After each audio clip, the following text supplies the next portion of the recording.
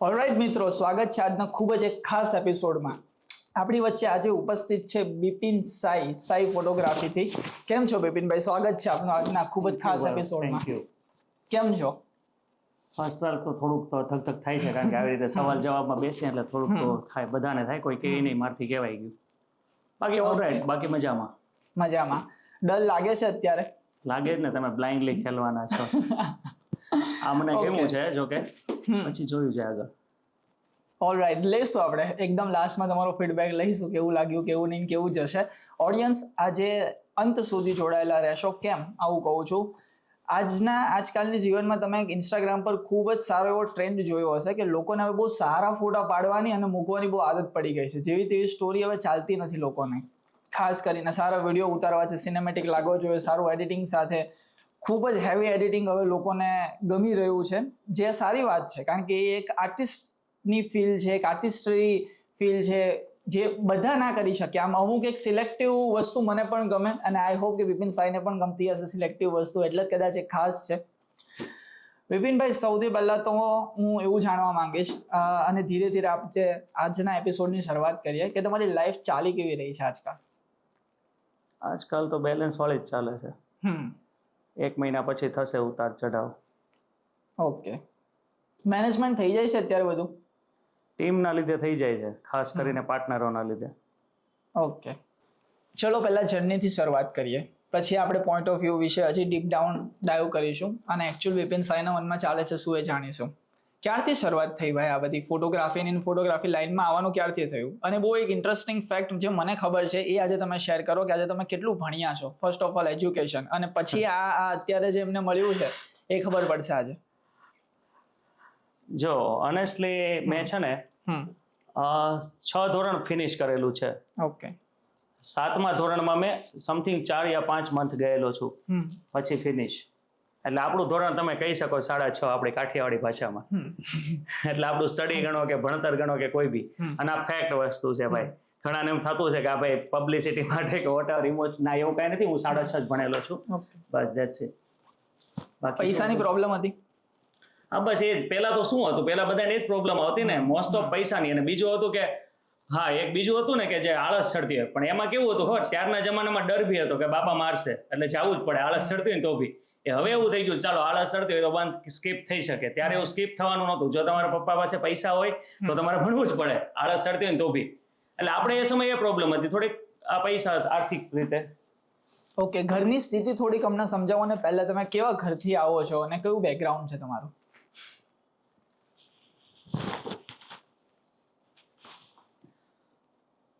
લોકો I think કેવા ઘરમાં રહેલા હોય, હું એક સવાલ કરું નોર્મલી, લોકો આઈ થિંક કેવા ઘરમાં રહેલા હોય? સુરતમાં આવે સમથિંગ 25-30 વર્ષ પહેલા, તો કેવા ઘરમાં રહેતા હોય?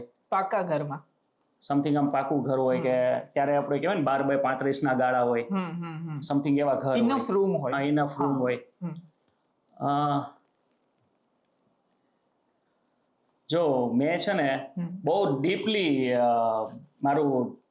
ડીપલી મેં જોયેલું હે. એટલે કે હું જે કહીશ ને તો કેવું થશે કે એ બહુ રેર કેસ થઈ જશે. હું તમને ટૂંકમાં કહું ને તો, કે મારી પાસે અમે ઘરમાં નહોતા રહેતા, અમે રોડ પર રહેતા. બરાબર. અને એમાં પપ્પાને એ લોકોને કોઈ બિઝનેસ એવો હતો નહીં. એને જે બી કોઈ ચાની દુકાન પર જોબ મળી જાય, કામ મળી જાય, સિંગદાણા વોટેવર જે બી, તો એમાં કામ કરવાનું, એવું બધું. અને એના વચ્ચે એ લોકોએ કેવું કે પેલું કહેવાય ને આપણે કે બધા એના માટે કેવું હોય કે એના પપ્પા એના હીરો હોય, બધા માટે હોય. શું કામ હોય છે કે આપણે બધાને એવું વિચારેલું હોય કે ભાઈ એ વ્યક્તિ આપણી કોઈ કસર બાકી રાખી નથી. ગમે ત્યારે જોઈએ તો એ વ્યક્તિ આપણી માટે સપોર્ટમાં ઊભા હોય છે કોઈ પણ જગ્યાએ. આપણે એવું સાંભળેલું હોય. બરાબર. મેં સ્ટાર્ટિંગથી અત્યાર સુધી એ ફીલ કરું છું, હજી હાલની તકે બી કરું છું. મારા પપ્પાએ જે મહેનત કરેલી ને, એના હું કદાચ 1% બી મહેનત કરું ને, તો હું અત્યારે છું ને એને કદાચ 10 ગણો આગળ વધી જાઉં. એને જે કરેલી ને એમાં હું 1% ખાલી 100%માંથી 1% મહેનત એને જે કરેલી ને, કારણ કે મેં એને જોયા છે એ પોઝિશનમાં, મેં એને જોયા છે કે એનું જે કહેવાય ને કે પેલું અમારી ઘરે એક હતું કે ભાઈ 10 રૂપિયાના સિંગદાણા લાવતા એ ડેલી, ₹10 ₹5 વોટર અત્યારનો ટાઈમ પ્રમાણે મને યાદ નથી, એ ડેલી એ સિંગદાણા લાવતા. એક સમય હતો કે જ્યારે છે ને એ 2-3 દિવસથી એ સિંગદાણા નહોતા લાવ્યા ઘરે. એટલે આપણે કેવું હોય કે આપણે ખાવાની આદત હોય કે પપ્પા ઘરે આવે એટલે આ લાવશે, ઓકે. તો એ આદત હોય. અને આ કિસ્સો હું નહોતો કહેવાનો તમને, બટ હું કહું છું કે એ શું કામ કહું છું કે અત્યારે હું ઘરે રહું તો યાનાની એક્સપેક્ટેશન હોય છે કે પપ્પા કઈ લાવ્યા હશે, કરેક્ટ. અને અત્યારે એની એક્સપેક્ટેશન કેવી થઈ ગઈ છે કે એને એવું છે જ નહીં લાવ્યા છે, હું લેતો જ જાઉં છું. ઓકે. સમજાણું? હવે એવું નથી એને કે લાવશે એવો ડર નથી, પણ અમારા સમયે મને એ ડર હતો કે લાવશે એ ડર હતો. હવે એ 2-3 દિવસથી લાવતા નહોતા, એટલે આપણને કેવું ઉત્સુકતા જાગે કે ભાઈ આવું કેમ છે, એમ આવી કઈ રીતે, એમ. એટલે આપણે કેવું કે આપણે રોઈએ.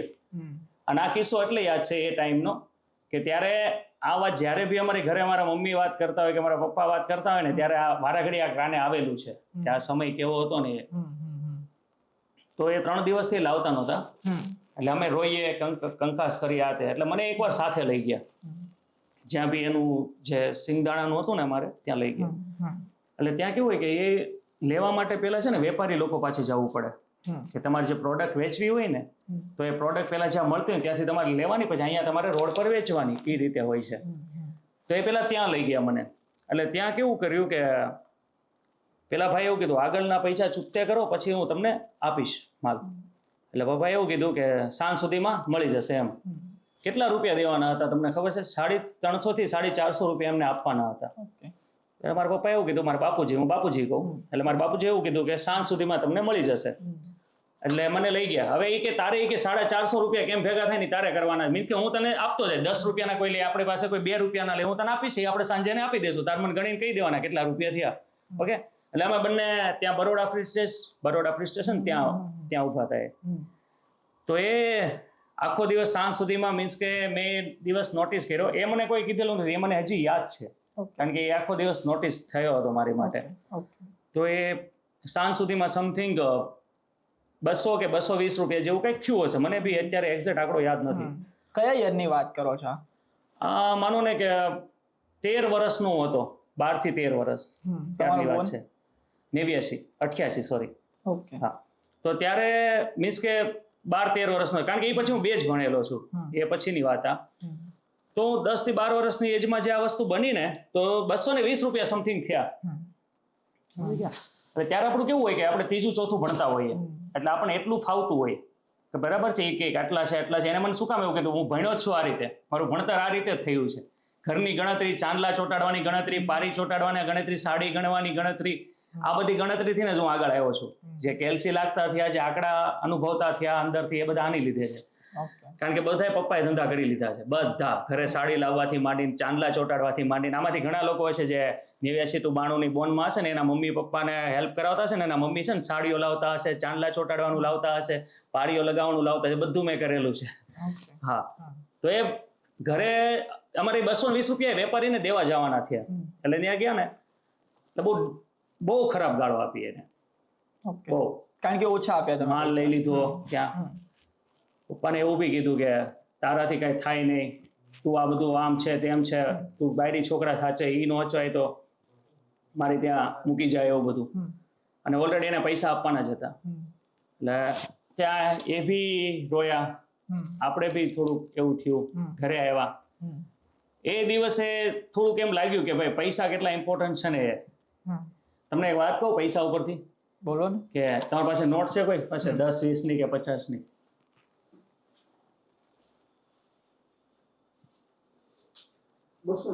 લાવો ને કોઈ બી. માનો કે આપણે આ છે, બરાબર છે. હવે નીચે આપણે રોડ પર જતા હશું, પસંદ નથી કરતા, લો મિડલ ક્લાસ, સાવ લો મિડલ. હવે એ તમને 500 ની નોટ આપશે તો શું કરશો? તો તમે લઈ લેશો, કારણ કે મની છે, કારણ કે પૈસા છે. આને કોઈ જાત છે ને ટચ કરે ને તો આને કઈ ફરક નથી પડતો. આને કઈ ફરક નથી પડતો કોણ નાનું છે કોણ મોટું છે. આ છે તો બધું છે, આ છે તો તમે પૈસા વાળા છો, આ છો તો તમે ધનિક છો. સમજી ગયા? એટલે કે આનું કિંમત મને બહુ સમજાણી મારા નાનપણમાં, બહુ જ સમજાણી કે આની જરૂર શું કામ છે. અને આવા એક ને આવું મારી સાથે બહુ બધી વાર થયેલું. ભાઈનું બીમાર થવું, 500 રૂપિયા કોઈ પાસેથી ના આવવા મારે પપ્પા પાસે. સમજ્યા? એટલે આની કિંમત બહુ સમજાણી. ત્યારથી નક્કી કરેલું કે રોડ પર કોઈ બી કાર નીકળે ને તો બી હું મારા બાને કહેતો, મારા મમ્મીને, કે એક દિવસ આપણે આ કાર હશે. કોઈ સારું ઘર હોય તો એક દિવસ આપણે આવું ઘર કરશું, સમજ્યા? અને એ અત્યારે કેવું છે કે હું એવું નથી કહેતો ડ્રીમ મેં પૂરા કર્યા, પણ હું અત્યારે એટલું ડેફિનેટલી કહું છું કે આપણે કેવું કે ધીરુભાઈ અંબાણી કેવા પૈસા વાળા હોય, એટલા પૈસા નથી, પણ હું મારા મનમાં એટલા પૈસા વાળો જ માનું છું ખુદને, સમજ્યા? કારણ કે મેં એ બધું અચીવ કરેલું છે કે લોકોને જે અત્યારે મારું મીન્સ કે હું ખર્ચો બી કરતો હોય તો હું જોતો નથી ક્યાં કેટલા વપરાય છે. શું કામ? બીકોઝ મને આની છે ને વેલ્યુ ખબર છે કે આ છે ને તો બધું મળી શકે, એટલે આની પાછળ હું બહુ ભાગ્યો છું, સમજ્યા? અને આને મેં બહુ પકડ્યા છે બહુ બધી જગ્યાએથી, એટલે હજી બી પકડવાનું ચાલુ જ છે. પણ મેઇન વસ્તુ એ છે કે જ્યારે તમે છે ને કોઈ વસ્તુ માટે મજબૂર બની જાવ ને ત્યારે તમને ફરક નથી પડતો, પણ જ્યારે તમારા પેરેન્ટ્સ એ વસ્તુ માટે મજબૂર થઈ જાય ને ત્યારે આપણને બહુ ફરક પડે. અને એ વસ્તુ અમે બહુ સારી રીતે ફીલ કરેલી છે. મારા પપ્પા અને મમ્મી આપણે પલંગ હોય ને એની ઉપર સૂતા અને અમને બંને એની નીચે સુવડાવતા. શું કામ? વરસાદ આવતો હોય ને તો અમે પલળીએ નહીં ને એટલે અમે પતરાવાળી એક રૂમમાં પછી રહેતા. અને એ બી કેવું હતું, મારા પપ્પા જ્યાં કામ કરતા ને અમે જ્યાં રહેતા ને ત્યાં મ્યુનિસિપાલિટીના પ્રોબ્લેમના લીધે હટી જવું પડ્યું હતું. ઓકે. તો પછી એ વ્યક્તિ અમને એક એવું રૂમ જેવું બનાવી આપેલું એના જે ઓળખાણથી. તો ત્યાં પતરા હતા, તે પતરામાં પહેલા તો કેવી સિસ્ટમ હોય, પાણી પડતું હોય, તાડપત્રી નાખવી પડે કે એવું બધું કરવું પડે, પણ એ નાખો ને તો બી એનું એ લીકેજ રહે જ. જે લોકો એવા પોઝિશનમાં રહ્યા હોય ને એને ખબર હોય, ડેલી ઉઠીને એ જ બધું કરવાનું. એટલે અમે એમાં બી બહુ ટાઈમ રહ્યા, સમથિંગ 5-7 વર્ષ એવી જગ્યા પર બી રહ્યા. પછી બી બહુ બધી એવી જગ્યા ફરી, પણ હું ડિટેલમાં તો નહીં કહી શકું એ બધી વસ્તુને તમને. 2 પ્રશ્ન છે આના પછી મારા. પપ્પાને આજે જો આ એપિસોડ જોતા હશે તો શું મેસેજ આપવા માંગશો? પેલા તો જોતા જોહે જ નહીં. અને બીજું સૌથી બેસ્ટ એક મેસેજ કરી દો, બરાબર છે, તો બી એક કહી દઉં કે લોકો માટે તો હશે પપ્પા બધા હીરો, બરાબર છે, કે એની લાઈફ માટે એને બધું સેક્રિફાઈસ કરેલું હોય. બધાના પપ્પા કરે છે, આઈ થિંક બધાના પપ્પા કરે છે, સેક્રિફાઈસ કરે છે. મારા પપ્પાએ છે ને જાત ઘસી નાખેલી છે એની. જાત ઘસવું કોને કહેવાય ખબર છે તમને? કે તમારી માટે તમે સ્કિન બ્લેક કરી નાખી છે. નહીં, દેશી ભાષામાં નહીં, એને ન કહેવાય. જાત ઘસવી કોને કે ખબર? આજે તમે જાત નાત સાંભળેલું હશે ને, નાત જાતનો ભેદભાવ. જ્યારે તમારે એવું કામ કરવું પડે ને કે જેમાં તમારી જાત છે ને એ નાત સાથે તોલવામાં આવી જાય, એને જાત ઘસાણી કહેવાય. જ્યારે તમારે એવું કામ કરવું પડે 5 પૈસા માટે કે જે કામ તમારું છે જ નહીં, જે કામ એ લોકોનું છે કે જેને લોકો ગણતા બી નથી, એ કામ જ્યારે કરવું પડે ત્યારે એની જાત ઘસી નાખી કહેવાય. પપ્પા એ કામ કરેલા છે કે જે એને જાત ઘસી નાખી છે. એટલે મારી માટે કહેવાય ને કે પેલું હીરો સુપર હીરો કાંઈ નથી, ભગવાન છે. જે બધાના ભગવાન છે ને, હીરોના બી ઉપર આવે છે, એ છે મારી માટે. એટલે મને એવું કંઈ નથી કે વધારે કંઈ કેવું, કારણ કે એ ફિલોસોફી આપણને નહીં ફાવે. બસ તમે છો તો હું છું, અને હું છું એ બહુ ઇનફ છે હવે તમારી માટે. તમારે વધારે જરૂર નહીં પડે બીજી કંઈ. ઓકે, ટેલ મી બેસ્ટેસ્ટ ગિફ્ટ અત્યાર સુધી કઈ આપેલી છે તમે એમને? કોઈ એવી કઈ મેમરીઝ એમની સાથે યાદ હોય કે ભાઈ બહુ ક્રેઝી કરી નાખ્યું હતું અહીંયા તો મેં? અત્યારે આપું છું એને ઓકે. ઘર. અત્યારે ઘર બને છે સારું એવું, આટલા પરિશ્રમ. ઘર તો મારે અત્યારે ઘરનું જ છે, પણ મારું એક એવું ડ્રીમ હતું કે હું એવું ઘર બનાવું જેના કોઈ પણ ખૂણામાં માણસ રીલ શૂટ કરી શકો જોઈએ. હવે તમે વિચારો કેવું ઘર હશે. હું એવું ઘર આપું છું એને. નાઇસ. એમ વચ્ચે તો ઘણું બધું ભાઈ કરતા હોય નાનું મોટું, પણ એ મારી માટે કઈ એટલું લાગતું નહોતું. ઘણું બી કરું તો બી એવું લાગતું નહોતું કે આ ઇનફ છે એમ. પણ હવે જે આ કરું છું ને એ મને એવું લાગે છે કે હવે ઇનફ જેવું છે એમ. બાકી એ તો હજી ભાગે છે ભાઈ, હજી ભાગે છે. પહેલાના જે લોકો હતા ને એની ખાસિયત જ આ હતી કે ગમે ત્યારે કામ કરવાનું કોને તો મૂડ નથી, ઓરા નથી. એને છે ને ટૂંકમાં તમને કહું ને, આપણે તમે કોઈ બી ધંધાનું નામ લ્યો, કોઈ બી ધંધો ચાલો બોલો, કોઈ બી બોલો, નાના ધંધા કોઈ બી બોલો. કપડા વેચવાની શોપ કરી લીધું, ચશ્મા વેચવાની શોપ કરી લીધું, અચ્છા, ઘઉં બી વેચી લીધા, શાકભાજી બી વેચી લીધા, કરિયાણાની શોપ બી કરી લીધો, પાનનો ગલ્લો બી કરી લીધો. પેપર ડીશ ઈ કરિયાણામાં આવતું હોય. અમુક એવી વસ્તુ ની બધી કેવું કિરાણા સ્ટોર હોય. પછી જગદીશનગરનું કોપડું કરીને કદાચ કોઈને ખ્યાલ હોય, પેલા બહુ બધા ક્રિકેટરમાં, એમાં એને ઘઉં બી વેચી લીધા, સમજ્યા, શાકભાજી બી વેચી લીધું. આઈ થિંક એનો લાસ્ટ બિઝનેસ હતો ટેક્સટાઇલ. અને એમાં થોડુંક અમારે ભગવાનની થોડી કૃપા થઈ કે એને એ એક ધંધો થોડોક સેટ થયો. થોડોક એટલે કે એને જે અત્યારે અમે મકાન લીધું ને એને લીધું પછી. એ બી અમે બહુ પ્રેટી મીન્સ કે બહુ કંકાસમાં લીધેલું, મીન્સ કે બહુ ભેગા કરવા પડ્યા હતા પૈસા, સમજી ગયા. અને એ ટાઈમ પર એના માથે એટલા પૈસા હતા ને, એટલા રૂપિયા હતા ને એના ઉપર, કે લોકો રોજ અમારી ઘરે પૈસા માંગવા આવતા. એટલે એવી હાલત હતી, પણ તો બી એ હિંમત નહીં હાર્યા, કોઈ દિવસ હિંમત નહીં હાર્યા. એનું એક એવી ઓરા હતો કે એનો, કે હવે વિચારો અત્યારે આપણે છે ને કોઈ બી વસ્તુ લેવામાં ડરીએ કે આ કેમ કરવું એમ. હવે તમારી પાસે 0 હોય અને સમથિંગ 25 વર્ષ પહેલા તમારી માથે 5 લાખ રૂપિયા હોય અને તમે 0 છો, તમારા માટે રહેવા માટે ઘર બી નથી, તમારી પાસે 2 છોકરા છે, એક વાઇફ છે, આઈ થિંક ગામડે બી તમારી પાસે ઘર નથી, જમીન બી નથી. અમારી પાસે હજી હાલની તકે નથી, જમીન નથી, દેશમાં ઘર નથી ઘરનું. એટલે હવે તમે એ જગ્યાએ હોય તમારા માટે 5 લાખ રૂપિયા થઈ ગયા. એ 5 લાખ બી કેવી રીતે, તમે કોઈ બીજા વ્યક્તિના વિશ્વાસ પર એક ધંધો ચાલુ કરો છો ને એ ધંધો ડૂબી જાય છે, સામેવાળો વ્યક્તિ બધું તમારી પર છોડી દે છે. હવે એ ટાઈમ પર તમારી માટે 5 લાખ રૂપિયા છે, રહેવા માટે ઘર નથી, કોઈ પ્રોપર્ટી નથી, બસ 2 છોકરા અને પોતાની વાઈફ છે, અને એને લઈને તમે સુરતમાં છો. હવે તમારે ગુજારો કરવાનો છે, રોજ એના ફોન આવે, મીન્સ કે એ લોકો જ્યાં ધંધો કરતા હોય ત્યાં માગવા જાય છે, મારપીટ કરે છે, એવું બધું બી થાય છે, અને એ બધું તમે તમારી આંખે જોવો છો. શું હશે, શું હાલત શું હશે, ચાલો વિચારો. અને આ કોઈ ફિલ્મી સ્ટોરી નથી, હા ભાઈ, કોઈ ફિલ્મી સ્ટોરી નથી. આ તો નહોતું બોલું ઓમભાઈ, મેં પહેલા એને કીધું તું મને આ સવાલ નહીં કરતા કોઈ બી, બટ આ કોઈ ફિલ્મી સ્ટોરી નથી. મારી લાઈફ બહુ, હજી તો મેં કંઈ કીધું જ નથી, જે ડીપલી અમે લોકોએ જોયું છે ને એ બધું તો હજી મેં કીધું જ નથી, અને મારે કોઈ એ વસ્તુ શેર કરીને સહાનુભૂતિ નથી લેવી. હા, ઓકે. નાનો જે બિપિન હતો વર્સિસ અત્યારનો જે બિપિન છે, એ શું વિચારે છે, કઈ કેવું હોય તો? હા, પાછો નાનપણમાં જવાનું વિચારે છે. ભલે બહુ કઠણાઈ હતી, પણ એક હતું આમ સુકૂન. ઓકે, નાનપણમાં જવા વિચારે છે. બોલો, લઈ જશો? આજે જઈએ તો વાતોમાં. આઈ થિંક આપણે બહુ બધી વાતો કરી લીધી, પૈસાની રિલેટેડ વાતો કરી લીધી. ઘર અત્યારે તમે નવું બનાવો છો, પપ્પાને કોઈ બી અત્યારે જરૂર પડે તો તમે કઈ ચૂટકી વગાડીને એને આપી શકો છો, અત્યારે એ પોઝિશન આવી ગઈ, રાઈટ? મારે હવે ખાસ કરીને, અને આપણી જે દર્શક મિત્રો હશે ને એમને જાણવું હશે કે આ ટર્નિંગ પોઈન્ટ આવ્યો ક્યારે, શું લાસ્ટ કરતા હતા અને કઈ રીતે બધું ટર્નિંગ પોઈન્ટ આવ્યો? ટર્નિંગ પોઈન્ટ છે ને જ્યારે નામ ચેન્જ થયું ને પછી આવ્યો. Okay, what do you mean ભાઈ? થોડું હજી ડિટેલમાં જો. પહેલા હું બિપિન કોટડિયા, ઓકે, મારી સરનેમ કોટડિયા છે. એટલે એક સમયે મને એમ થયું કે ભાઈ નામ ચેન્જ કરવું હોય તો શું કરાય, એમ કે આપણે નામ ચેન્જ થઈ જાય. તો પછી કેવું હતું, મારા સ્ટુડિયોનું નામ સાઈ ફોટો સ્ટુડિયો. તો સાઈ ફોટો સ્ટુડિયો કેવું કે એ ખાલી પર્ટિક્યુલર એક સાઈ ફોટો સ્ટુડિયો, હું બિપિન કોટડિયા. હવે એક સમય એવો આવ્યો ને કે નામ વસ્તુ કેવી ખબર, જો હું તમને એક વાત કહું, કોઈ બી નામ હોય ને, નામ એ આપણે જન્મ થઈએ ને ત્યારથી આવી જાય આપણી પાસે, બરાબર છે? પણ એની પાછળ આપણે બધા તોય બી બધા કહે દુનિયામાં કે ભાઈ નામ કમાવ, નામ કમાવ. આપણી પાસે નામ આવી જ ગયું છે, તો બી શું કામ લોકો કે નામ કમાવ, બ્રાન્ડ બનાવવા. હા, કે ભાઈ એ નામની પાછળ જ્યારે તમારે ઇજ્જત અને તમારું કામ જોડે ને એટલે એમાં વજન આવી જાય. સમજી ગયા તમે? નકો ઓલો કહેવાય ને, રાજા નામના તો ઘણા દુનિયામાં રખડતા હોય, પણ એ રાજા હોય નહીં. એટલે ઈ પછી મારી સાથે ઓટોમેટિકલી થયું કે મેં મારું કામ એટલું મહેનતથી કરેલું, કહેવાય ને મહેનત તો બી એટલી ના કહેવાય, પણ સ્માર્ટ વર્ક ઘણું કરેલું, કે લોકો જ્યાં એટલા પૈસા ખર્ચીને જે ફોટોગ્રાફી કરતા ને એવું નોર્મલ કેમેરાથી બી કરતો, જુગાડ કરીને. સમજાણું? તો એ વસ્તુથી લોકોને બહુ એ ફોટોગ્રાફ ને બધું પસંદ આવ્યા લાગ્યો. જેમ કે ત્યારે કેવી સિસ્ટમ હતી કે તમારા ફોટોઝ એઝ એ લેબમાં જતા પ્રિન્ટ કરાવવા માટે. તો લેબમાં જાય તો એ એક માર્કેટિંગ પર્સન હોય જે તમારા સ્ટુડિયો પર આવે, એ બધી પ્રિન્ટ એના પેનડ્રાઈવમાં લઈ જાય અને પછી પ્રિન્ટ કરાવવા આપે, ને પછી પ્રિન્ટ લઈને તમારે ઓફિસ પર આવે, તમારા સ્ટુડિયો પર આવે. તો એ દરમિયાન કેવી સિસ્ટમ હતી કે કોમ્પિટિશન થોડાક હતા.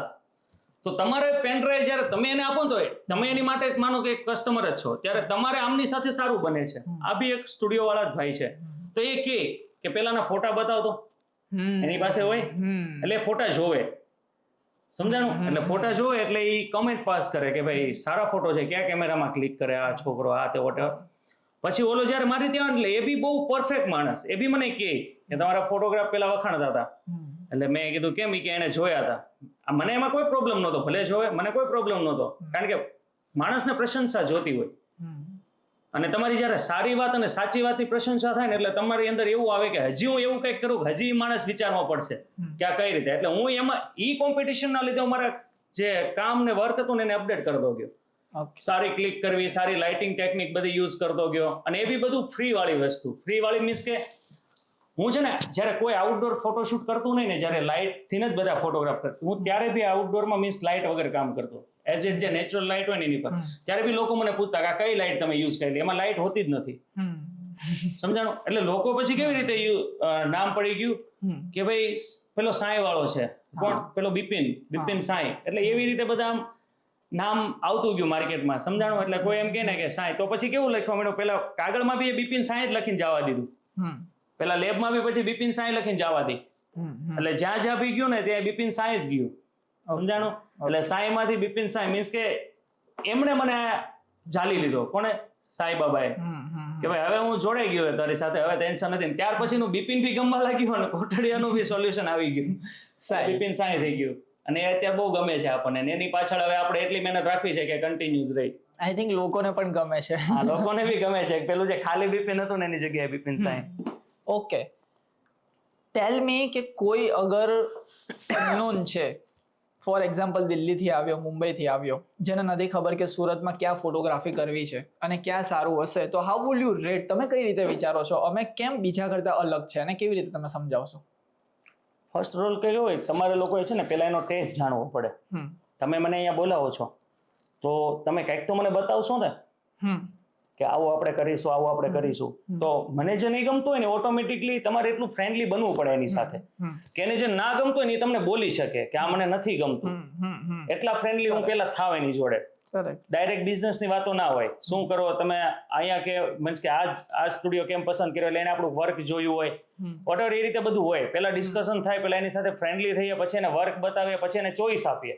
અને ચોઈસ આપીએ ને ત્યારે એ બોલી શકે કે ભાઈ આ વસ્તુ, અને હું કહું મને બધા ટેસ્ટનું કામ ફાવે છે, તમારે મારી પાસેથી કયો ટેસ્ટ લેવો છે. આઈ થિંક જે રેસ્ટોરન્ટ હોય તો આપણે મેનુ પીરસે છે તો બધું એને ફાવે છે, તમારે શું જોઈએ એ બોલો, તમારે શું ખાવું. હવે એમાં પછી એનો ટેસ્ટ શું હોય, કે એમાં મારું કામ શું છે કે એને વધારે ટેસ્ટી બનાવીને આપવું.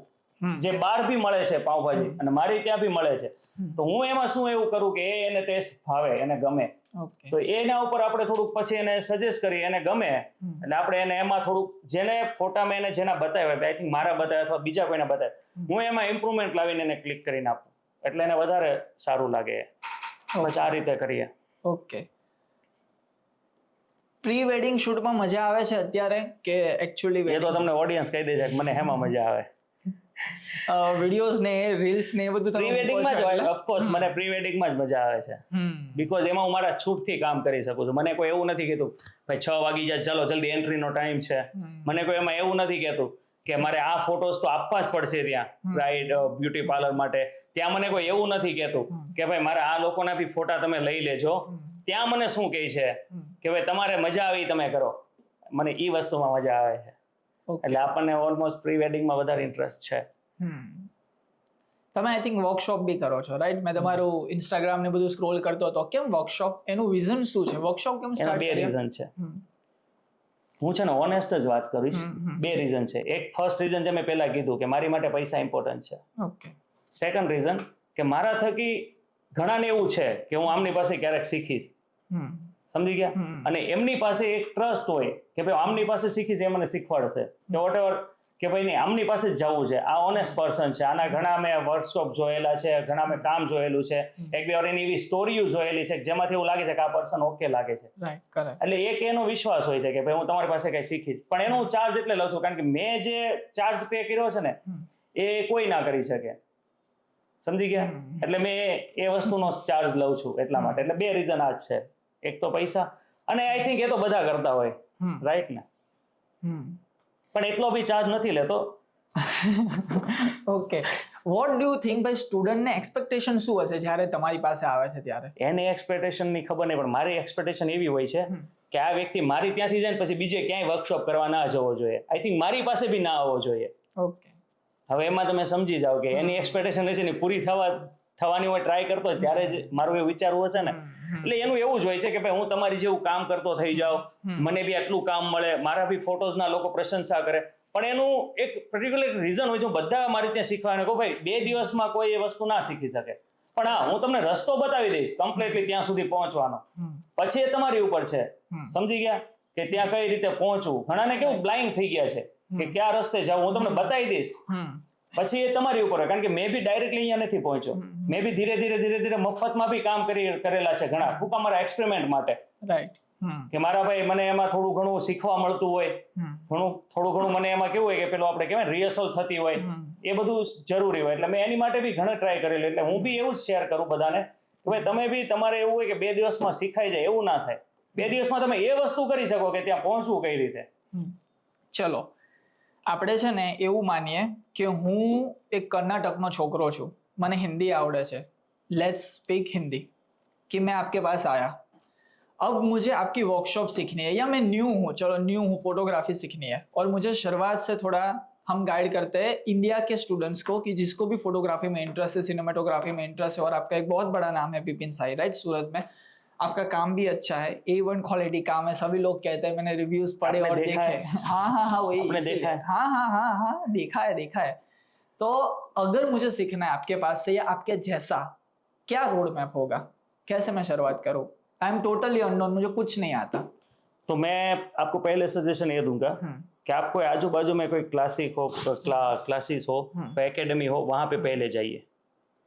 क्योंकि मेरा ऐसा है कि आप मेरे वहां पे आते हो, अगर ब्लाइंड हो पूरा, तो मुझे आप एक को ही सिखाना मिलेगा. चलो लेट्स कॉम्प्लिकेटेड और थोड़ा हार्ड बनाते हैं. मेरे पास पैसे ही नहीं है और मुझे बहुत पैशनेट है, गरीब घर का लड़का हूँ और मुझे सीखना है, कैमरा पकड़ना भी नहीं आता, कैमरा भी नहीं है, अब कैसे सीखूं?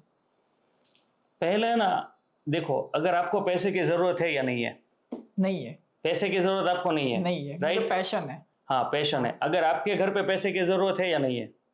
पैसे की जरूरत है, हाँ. तो पहले आप वो काम कीजिए जहां से आपको पैसा मिले. ओके. पैशन को गोली मारिए, क्योंकि हमने भी एक टाइम पे यही किया था. ओके. बाद में उतना ठीक होने लगा सब, बाद में मैंने ये जगह पे आया कि अभी मैं ये करूंगा, अभी मुझे फोटोग्राफी का थोड़ा बहुत मुझे इंटरेस्ट है तो मैं उसमें जाऊंगा. पहले तो इनकम ही लाना है भाई. अगर आपके घर में ऐसा चल रहा है तो पहले आपको वो करना है जो घर की जरूरत पूरी करे.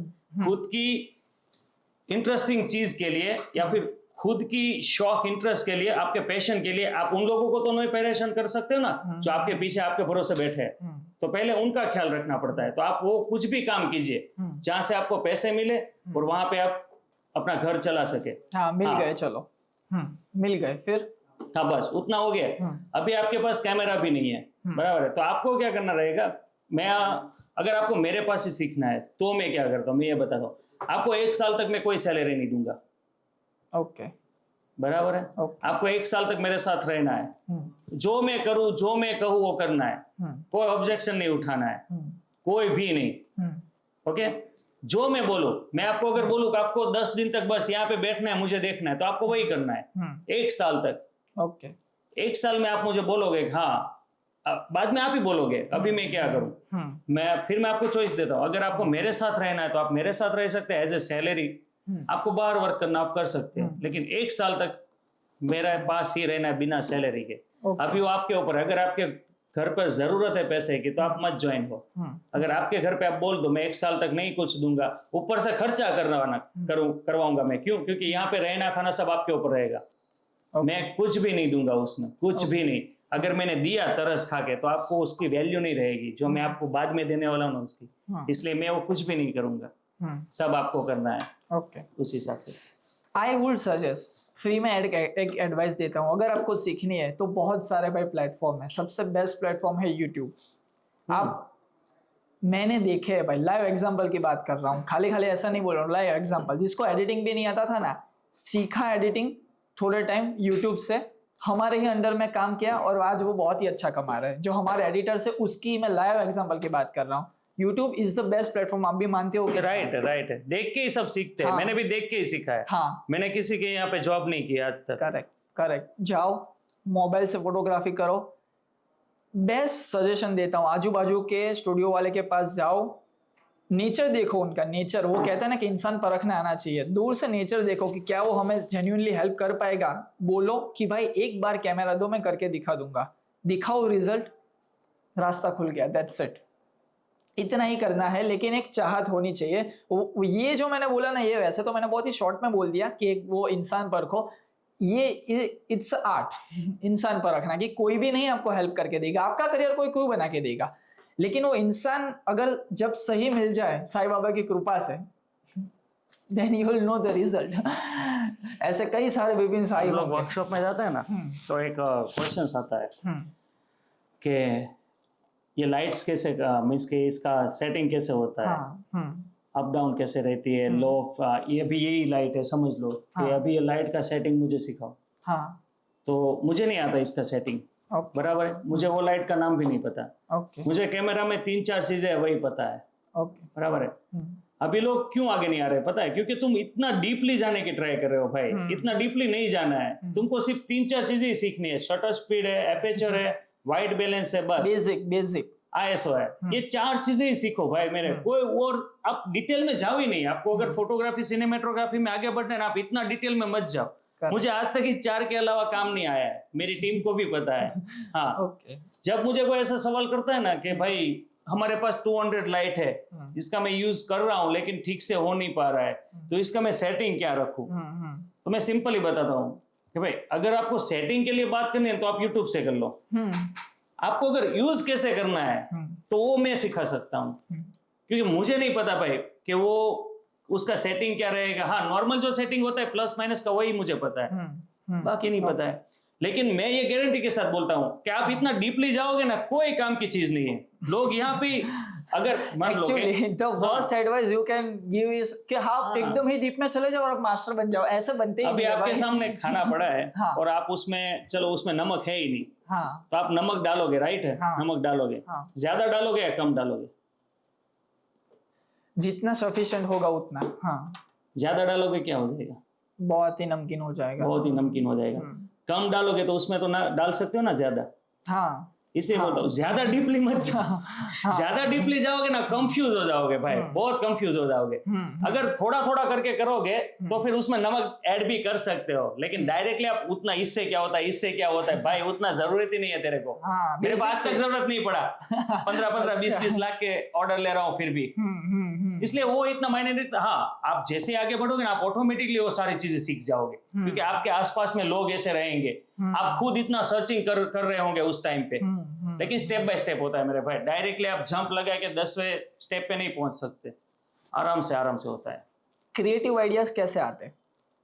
मैंने देखा है वो पानी में आप बहुत ही क्रिएटिविटी करते हो, कभी आप वो पैलेस में चले जाते हो तब बहुत ही क्रिएटिविटी करते हो, कैसे आते हैं ये सब क्रिएटिव आइडियाज? आइडियाज है ना 2 जगह से आते हैं, एक तो आजू बाजू के जो चीजें जो होती है ना वो ऑब्जर्व करने से, हाँ और दूसरे आपके आसपास में जो टीम होती है ना उनसे, ओके मतलब टीम अच्छी होनी चाहिए। टीम चाहिए मेरे भाई, मैं ना मेरे साथ सिनेमेटोग्राफर फोटोग्राफर कोई भी ले लो, लेकिन एज ए असिस्टेंट अगर कोई ना हो तो एज ए असिस्टेंट भी ऐसा रखता हूँ कि जो इसमें इंटरेस्टेड हो, जो मुझे हेल्प करे, मैं आज भी उसे पूछता हूँ कि भाई इसके साथ क्या करूं मैं, मुझे पता है यार उसका आंसर शायद मुझे अच्छा नहीं लगेगा, लेकिन क्या पता कोई अच्छा आंसर मिल जाए।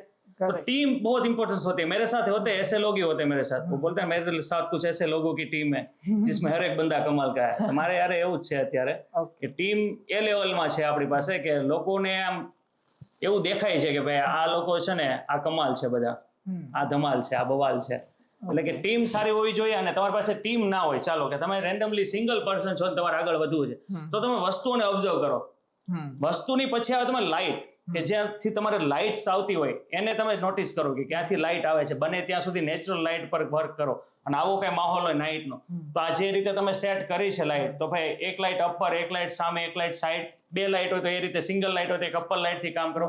મીન્સ કે કેવું હોય કે કોઈ વસ્તુ તમને એમાંથી આઈડિયા અપાવી શકે, ડાયરેક્ટલી તમને એવું હોય કે ભાઈ હું શું નવું કરું એમ ના થાય, તમારે આજુબાજુની વસ્તુને આજુબાજુ લાઇટિંગને ઓબ્ઝર્વ કરવી પડે છે એના માટે, કોઈ ના હોય તો, અને વેબ સિરીઝ જોવી પડે। हाँ वेब सीरीज જોવાની બહુ આઈડિયાઝ આવશે ભાઈ, ફ્રેમિંગ છે, કમ્પોઝિશન છે, લાઇટિંગ છે, હમણાં તો એનાથી જ ચાલે છે બધાનું, મારું એકનું નહીં। ભાઈ તમને એવું લાગે છે કે સોશિયલ મીડિયાના લીધે, ફોર એક્ઝામ્પલ કે તમને જ્યારે સોશિયલ મીડિયા નહોતું ત્યારે 2 ઓર્ડર મળતા હતા, પણ સોશિયલ મીડિયાના લીધે આજે 4 ઓર્ડર મળે છે, સોશિયલ મીડિયા ક્યાંક ને ક્યાંક એક મોટો રોલ ભજવે છે એવું લાગે છે? હા સોશિયલ મીડિયા રોલ તો સારું ભજવે છે, પણ કોમ્પિટિશન જ એટલી સામે ક્રિએટ કરે છે। હા એ બી છે, એટલે આઈ થિંક આપણે તો એવું નહોતું કે સોશિયલ મીડિયા હોય તો જ ચાલે, હા સમજાણું, જ્યારે તમારું કામ બોલે ને કે પછી કેવું હોય કે લોકો થ્રુ બી તમને કામ એટલું મળી જ રહે, એની માટે સોશિયલ મીડિયાનું હોવું જરૂરી નથી, પણ હા હવે જ્યારે એની ઉપર આપણે ડિપેન્ડ થઈ ગયા છીએ તો ત્યારે ઇમ્પોર્ટન્ટ છે કે સોશિયલ મીડિયા હોવું જરૂરી છે, એમ સોશિયલ મીડિયાથી કામ મળે છે।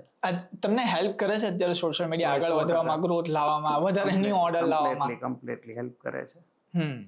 બીકોઝ એમાં જ તો આપણે આપણી ક્રિએટિવિટી બતાવી શકીએ છીએ. તમે મને અહીંયા શું કામ બોલાયો? એ છે એટલે તો તમે જોયું ને એટલે તો તમે મને બોલાયા ને. આ તો એ ભાગ તો ભજવે છે બધી જગ્યાએ. કરેક્ટ. ઓકે, વર્કશોપમાં ભાઈ શું શીખવાડો છો? રિસ્ક લેતા.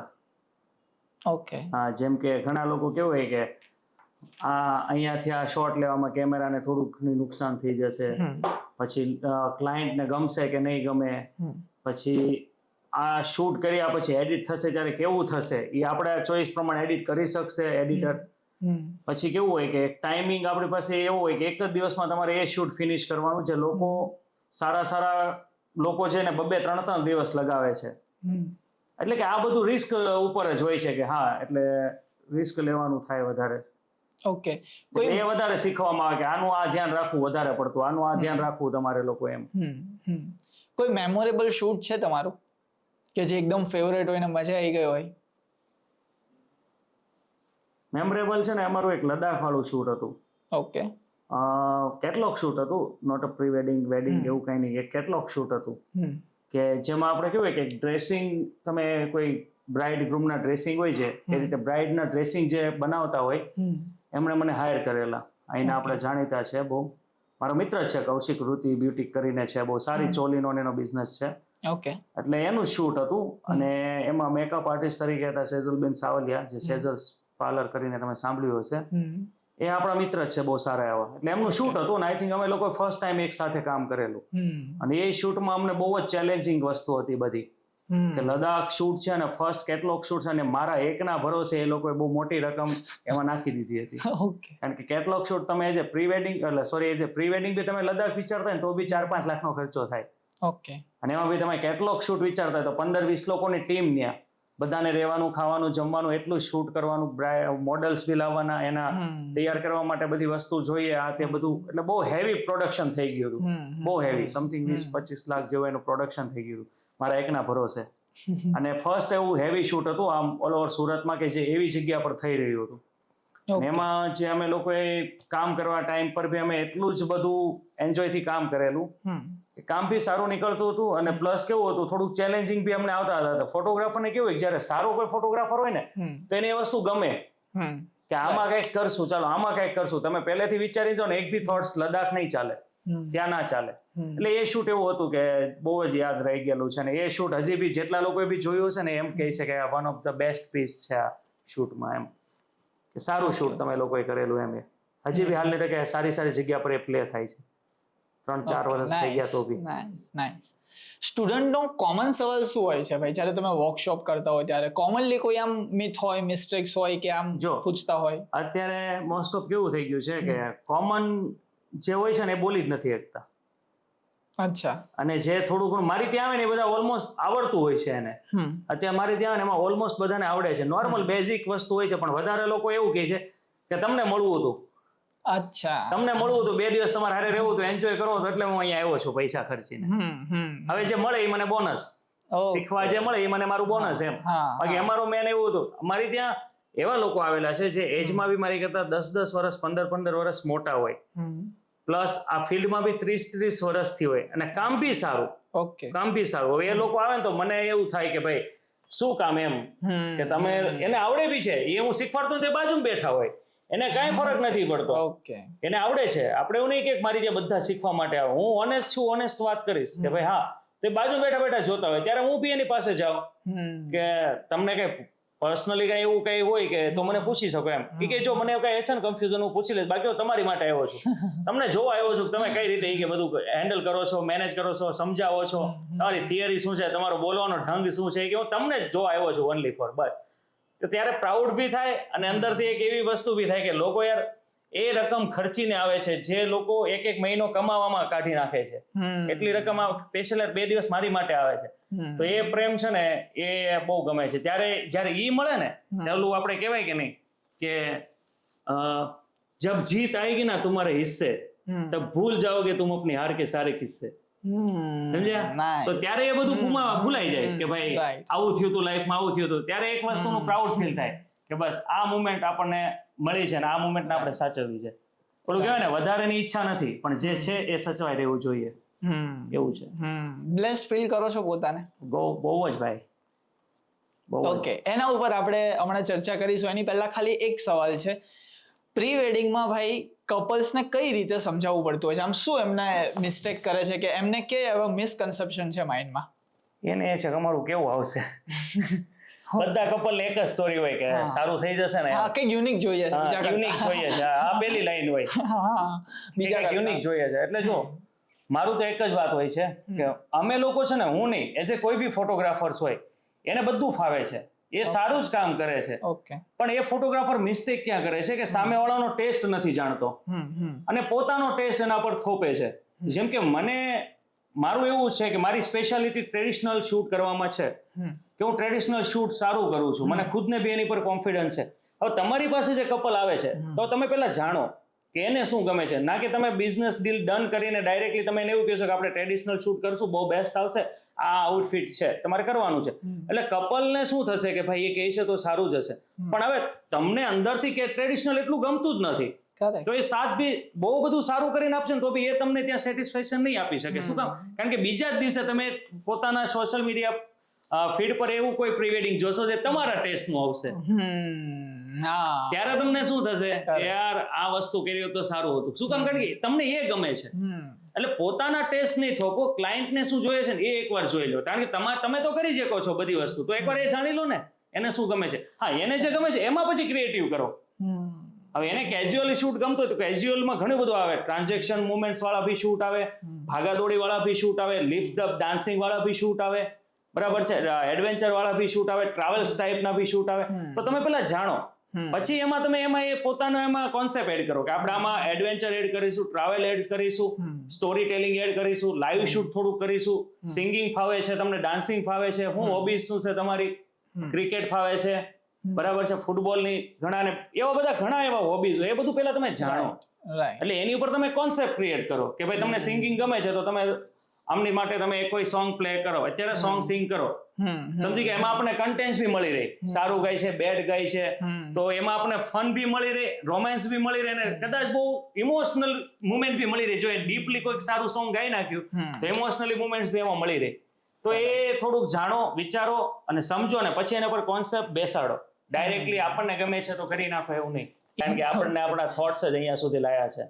અને એ થોટ્સ પર કેવું છે કે હવે તમે તમારું એક જોજો કે તમે કોઈ બી અત્યારે પ્રોટેસ્ટની તમે વાત કરી તો તમારા ફીડમાં પ્રોટેસ્ટની રીલ જ આવતી હશે, રાઈટ? બીકોઝ તમે એક બે રીલ પર એના ઉપર સર્ચ કરેલું હોય કે આખી રીલ જોઈ હોય, એટલે પ્રોટેસ્ટ રિલેટેડ તમારામાં રીલ્સ આવતી હોય. તો જેવું દેખાય ને, જેવું તમારા થોટ્સ હોય, જેવું તમે સર્ચિંગ કરો ને એવું તમારામાં આવે, રાઈટ છે? સેમ લાઈફમાં બી એવું જ છે કે જો તમે એ થોટ સાથે ચાલશો તો આજુબાજુમાં લોકો તમારી પાસે એવા જ આવશે. સમજી ગયા તમે? એટલે આ બધી વસ્તુ કેવી હોય કે ડાયરેક્ટલી તમે ના એ જજ કરી શકો, પણ ધીરે ધીરે તમને રિયલાઇઝ થાય, એટલે એ બધું એ રીતે છે. એમ ઓલું કહેવાય કે નહીં કે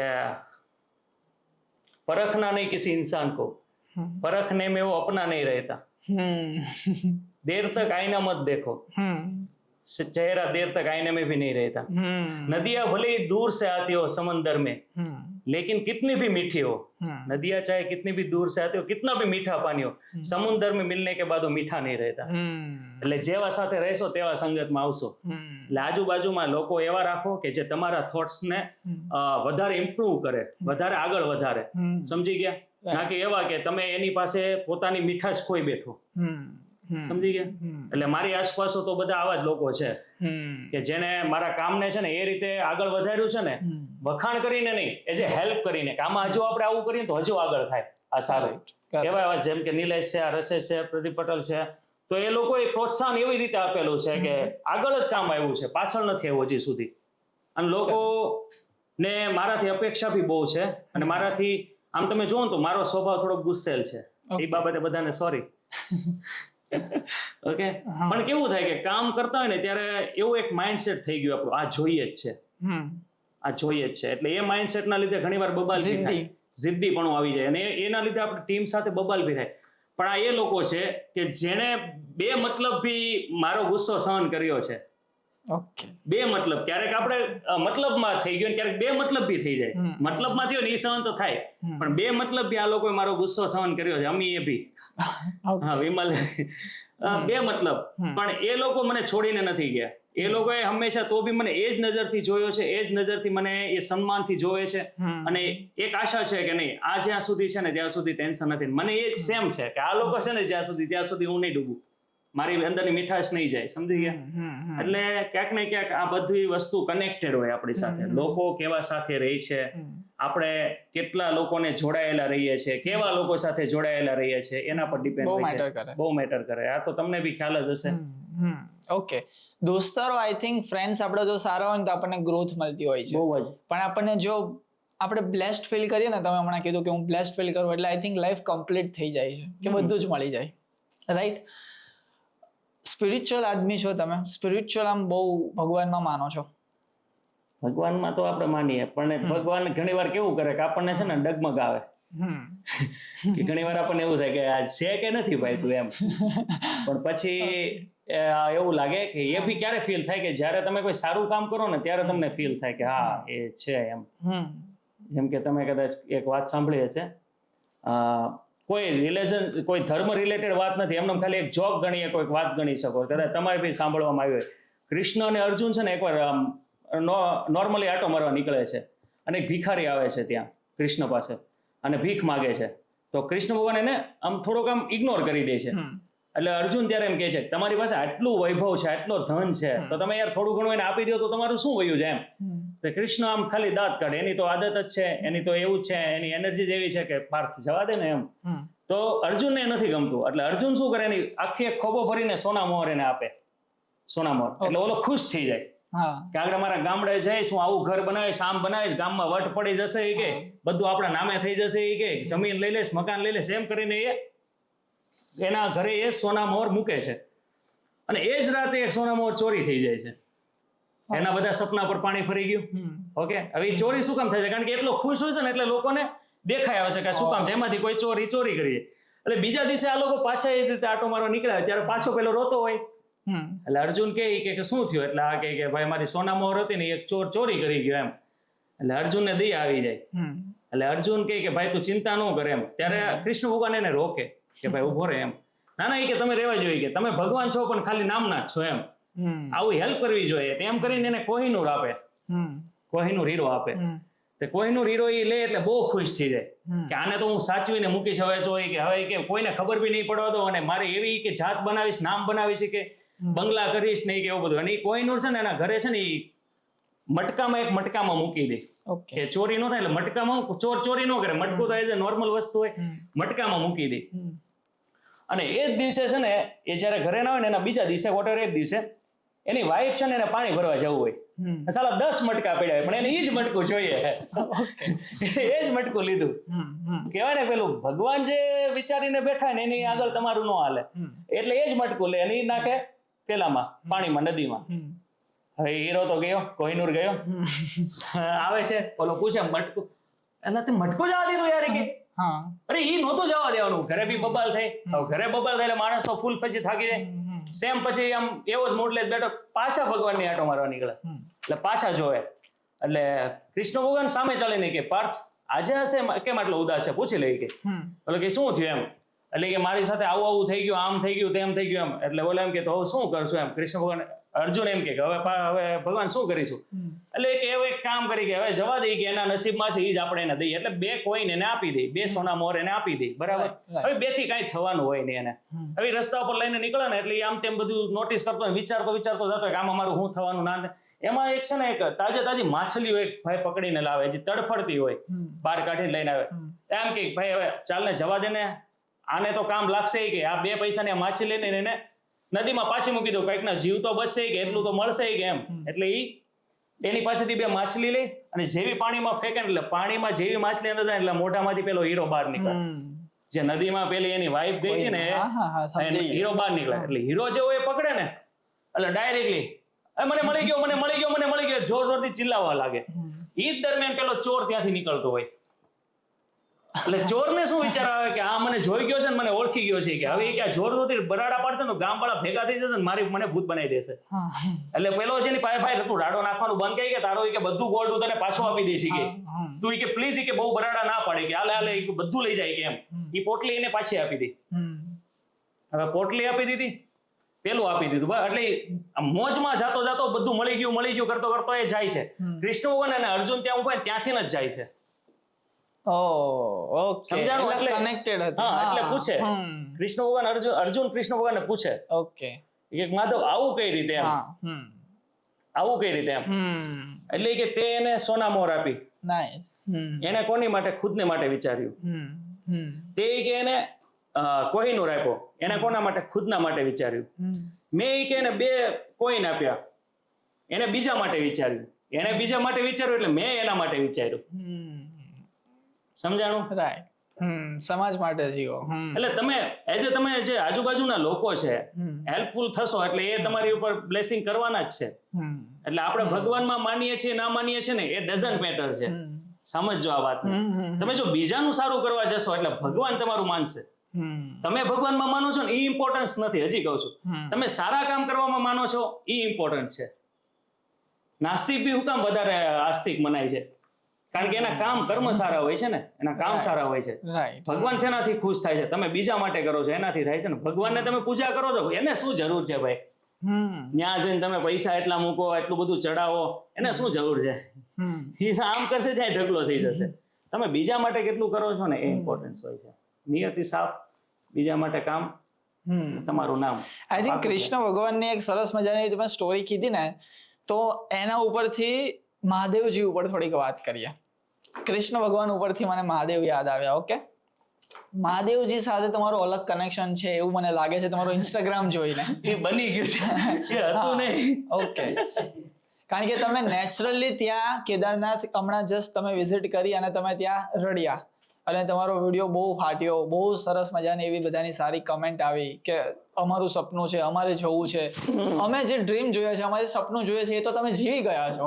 અને તમારું આમાં શું હોય, ઘણા બધા રોતા હોય ચલો ત્યાં જઈને, બરાબર, બધું જ થતું હોય, પણ સોશિયલ મીડિયા પર ના આવે, એમનો વિડીયો ના ઉતરે અને બાય ચાન્સ તમારું બધું જ સારું થયું. રાઈટ, એના ઉપર થોડીક ચર્ચા કરીએ. આપણે કેવું છે કે હું નાનો હતો ને ત્યારે હું કૃષ્ણ ભગવાનને બહુ માનતો.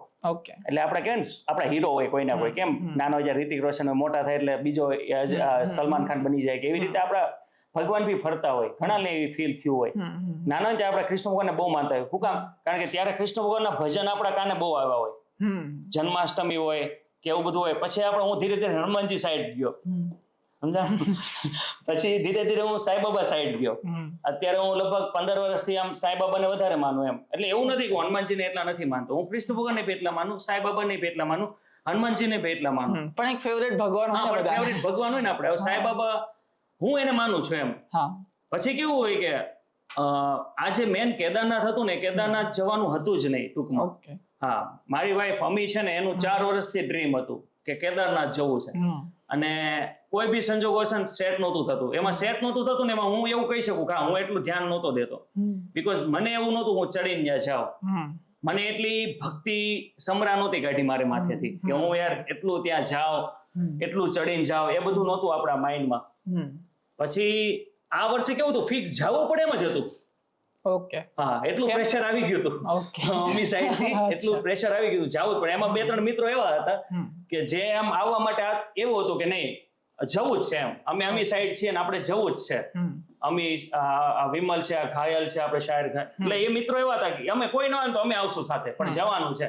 એટલે મેં બહુ ટાળવાની ટ્રાય કરી કે યાર આપણે નહીં ચડી શકીએ, આપણે કઈક હેલિકોપ્ટર નું બી ટ્રાય કરી, આ તે એવું બધું. કે ના, કે આપણે ચાલીને જ જવાનું છે એમ. અમીનું એક જીદ હતી ચાલીને જવાનું. હવે તમારી સાથે તમારી વાઈફ હોય તો તમે બી ચાલીને જવું પડે ને ભાઈ, નહીં તો ચાલો આજે થોડાક નહીં રહીએ.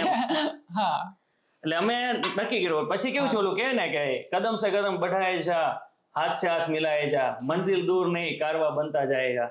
એટલે પછી કેવું છે, અમારું ગ્રુપ મોટું થઈ ગયું ઓટોમેટિકલી. જેને ખબર પડી કે આવું છે, એને ખબર છે આ જાય છે, તો એના કોન્ટેક્ટ છે, ઓટોમેટિકલી બધાનું ડન થતું ગયું. બરાબર, તો એ અમારું ગ્રુપ ઓટોમેટિકલી એવું બની ગયું ને, હાર્ડ ફ્રેન્ડલી ગ્રુપ બની ગયું છે. એમાં છે ને અમુક તો 2-3 વાર જ મળ્યા હતા એકબીજાને, પણ એ બધા ટચ થઈ ગયા, હાર્ડલી ટચ થઈ ગયા. અને અમે રેલવે સ્ટેશન પર આને નામ આપ્યું ભટકતા ભક્તો, એ ગ્રુપને. કારણ કે એ બધા ભટકતા જ ભટકાઈ ગયા હતા. અને એ અમારા રીલ્સ વિડીયો બી થોડાક વાયરલ થયા, લોકોએ જોયા બી. અને બધા એવા રીલ્સ હતા થોડાક ફની, થોડાક મેસેજ વાળા ને એવું બધું હતું. તો પછી જયારે અમે લોકો કેદારનાથની પ્લાનિંગ કરીને આ ટ્રેન પર પહોંચ્યા પહેલા તો બધા એવું કીધું હવે તમે ત્યાં જાઓ છો તો 4 ધામ લઈ લો એ કે 4 ધામ કરી નાખો. હવે મેં કીધું યાર એક ધામ માળ ભેગું થઈ જાય, 4 ધામ કેમ ભેગું કરશું આપણે એમ. તો બધાને એવું આવ્યું, એક તો આ કુલદીપ છે, પછી એક પિયુષ કરીને છે, પછી અમારે એક હમણાં જ આપણે એક ભાઈ અહીંયા હતા બરાબર વૈભવ કરીને છે, એક અંકુરભાઈ કરીને છે, એક વિવેક કરીને છે, એ બધા અમુક કપલ્સમાં હતા, વિમલ છે, હું, આ ઘાયલ શાયર. એટલે બધાનું એવું થયું કે આપણે જઈએ છીએ તો આપણે 4 ધામ કરી લઈએ ભાઈ. ઓકે, સમજી ગયા? તો અમે કીધું કે ભાઈ હાલો ને બધા કરે છે તો હવે આપણે કરવું જ પડશે, નો છૂટકે. અને થાકવાનું મને ખબર હતી આપણેથી ભાઈ આ બધું થાય નહીં જલ્દી એમ. હવે અમે 4 ધામની સ્ટાર્ટિંગ કરીને પેલા યમનોત્રી બી ચડી ગયા, 6 કિલોમીટર જેવું હતું, ટફ હતું થોડુંક, ચડી ગયા ગંગોત્રી. પછી કેદારનાથની વારી આવી એટલે થોડુંક એવું હતું કેમ થશે એમ. તો કેદારનાથ જયારે અમે ચડવાનું ચાલુ કર્યું ને એટલે તમે નહીં માનો કે તમે ભગવાનમાં માનો છો ને એ ઇમ્પોર્ટન્સ નથી. મેં પેલા બી કીધું તમારો સંકલ્પ શું છે ને ઇમ્પોર્ટન્ટ. મેં અમી માટે કર્યું હતું, રાઈટ છે. અને મેં એવું નક્કી કર્યું ભાઈ ઈ કે છે ચાલીને જાવ, હું ચાલીને જઈશ. હું કોઈ ઘોડા પર નહીં બેસું, કઈ વસ્તુ નહીં કરું, હું ચાલીને જઈશ. અને તમે નહીં માનો લિટરલી તમારું ભગવાનમાં બિલીવ કરવું જરૂરી નથી, કારણ કે મને ભગવાનમાં મીન્સ કે એટલું માનવું જરૂરી નથી. જે મને ભાસ થયો છે ને એ કહું છું. તો ચાલવામાં મેં અને પિયુષ છે ને ફોટોવાળા સ્ટુડિયો મારો ફ્રેન્ડ, અમે બે એક ઇયરબડ લગાયા અને ભોળાનાથના ભજન લગાયા. અને તમે નહીં માનો ઓટોમેટિકલી એનર્જી આવતી હતી, ઓટોમેટિકલી અમે જોર જોરથી ભજન ગાઈએ, જોર જોરથી. અને એવું લાગે તમને કોઈ પાછળથી ધક્કો મારે છે, રિયલી એવું ફીલ થાય. બોલો કે આમ તમને કોઈ પુશ કરે છે, તું જા ભાઈ જા, તું જા. અને અમને થાક જ નહીં લાગતો. બોલો કોણ જાણે શું હોય, થાક જ ન લાગે. અમે બધાની આગળ જઈને બેસીએ આરામથી, બધા આવે પછી પાછા જઈએ. અને જ્યાં બી ટર્નિંગ પોઈન્ટ પર ગયા ને બધા એમ કહેતા હતા ભાઈ તમારું ગ્રુપ છે કે શું છે આટલી એનર્જી કે બધા એવું કે. અમને ખુદને ફિલિંગ, અમને ખુદને વિશ્વાસ નહોતો આવતો કે ભાઈ અમે આવી રીતે છે, આપણું થાક જ ન લાગે, પગ ના દુખે, કાંઈ ન થાય. થોડોક શ્વાસ ચડે એ બધું થતું હોય, પણ જે પેલું કે ભાઈ નહીં જ ચડાય હવે યાર શું કરું, એ વસ્તુ જ નહીં. ઓટોમેટિકલી કેમ એવું થતું તો શું લાગે છે? હવે મેં કીધું ને કદાચ અમને ભજનનું જે સાંભળતા હતા એની એનર્જી આવતી હોય, અથવા તો પછી અંદરથી એક ઠાની જ લીધું હતું હવે ચડવાનું જ છે, એ વસ્તુ બી હોઈ શકે. અને ત્રીજી વસ્તુ જે આપણી વિચારની બહારની હોય કે હશે કદાચ હાચન ભગવાન પાછળથી ધક્કો મારતા હશે, સમજી ગયા? એટલે એવું કઈ પણ હશે, પણ એ ક્યારે ખબર પડે જયારે તમે ઉપર પહોંચો ને ત્યારે. આ ત્રીજો વિચાર મને ઉપર પહોંચો ને પછી એ ધક્કો મારતા હોઈ શકે. બાકી આપણી તાકાત નથી ભાઈ કે આટલું બધું આટલી વારમાં ચડી જવું એમ. પછી અમે ઉપર ચડી ગયા, પછી ત્યાં ગયા ને એટલે અમીને મેં જોયું તો એ રોવે, આમ જોઈને રોવે. એટલે મેં વિડીયો ઉતાર્યો એનો, એ રોતી હતી ને એટલે મેં કીધું ભાઈ તારું ડ્રીમ પૂરું થઈ ગયું છે એમ. મેં આમ એનો વિડીયો ઉતાર્યો, રોવે બરાબર. એટલે આપણે કેવું હોય કે એઝ આપણું કોઈ બી પર્સન રોતું એટલે આપણને દિલ ભરાય આપણને બી. એટલે મને બી એવું ફીલ થયું. એ શું કામ કે ભાઈ હું એને જોતો હતો ને એવું બધું ફીલ થયું. એટલે ત્યારે મને એટલું રડવું નહીં આવ્યું. પણ પછી જયારે એનો વિડીયો પૂરો થઈ ગયો મેં તો હું બી દર્શન કર્યો. પછી જયારે મેં એની બાજુ મંદિર બાજુ જોયું ત્યાં સુધી મેં એ ભાવથી નહોતું જોયું. પછી મેં મંદિર બાજુ જોયું ને પછી જે અંદર આમ હકીકત આમ હૈયું ભરાઈ જાય એમ થાય કે ભાઈ કોઈ એનર્જી છે આજુબાજુમાં, કોઈ શક્તિ છે કે જે તમને રૂવાડા ઉભા કરી દે, કે જે તમને એમ થઈ જાય કે ભાઈ હવે શૂન્ય થઈ ગયું બધું. ત્યાં લગભગ ઘણા લોકોની ભીડ હતી, ઘણા લોકોની એમ. તો એમાં તમને એવું કઈ ફીલ જ ન થાય કે આટલી ભીડ છે શું નહીં, કાંઈ નહીં, મગજ શૂન્ય થઈ જાય, કોઈ વિચાર બી નહીં આવે. અને ત્યારે જે તમારો હૈયું ભરાય ને તો તમને એ વાત બી ના ખબર તમે શેના માટે રોવો છો, સમજી ગયા તમને? અને મને એ જ લાગ્યું કે આ ભગવાન કોઈને છે ને રિયલી દર્શન ના આપે રૂબરૂ, ભગવાન આવી રીતના રૂબરૂ થાય તમારાથી, એ ફીલ થયું મને. એ જે મારી લાઈન મેં લખેલી હતી વિડીયો પર એ મેં રિયલ મારી લાઈન લખેલી હતી. મને ભગવાન રૂબરૂ આવી રીતે થતા હશે લોકોને, સમજી ગયા? જે રીતે થયા ને. અને મને એવું હતું હું થોડો રોવ યાર, હું થોડો રોવ, પણ એ આવી ગયું યાર, ખબર નહીં કઈ રીતે. અને એ મારા લક ગણો કે એ મુમેન્ટ્સ મને મળી ગઈ કુલદીપના લીધે. એને બી એક વિડીયો એ સાઈડમાંથી શૂટ કરી લીધો, મને બી નહોતી ખબર, અમારો કોઈ એવો પ્લાનિંગ નહોતો ભાઈ. તું એ લોકો થોડાક વહેલા પહોંચી ગયા હતા, એને વિડીયો શૂટ કરી લીધો.